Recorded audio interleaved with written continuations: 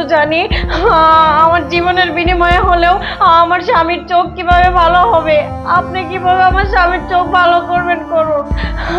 আমাকেও যতই অত্যাচার করুক, মারুক, কাটুক, যাই করুক, তারপরেও ও আমার স্বামী, আমি ওকে ভালোবাসি। ও যখন আমার সাথে অত্যাচার করে আমি ওটা আমার আশীর্বাদ হিসেবে নেই। ভাইজান, এত কথা বলার সময় নেই, আপনি শুধু বলেন আমি কি করবো এখন। তোমাকে কিছুই করতে হবে না। আরে লাঠিটা ধরো। তুমি তুমি চোখে দেখতে পাও? হ্যাঁ, আমি চোখে দেখতে পাই, আর আমি অন্ধও হইনি।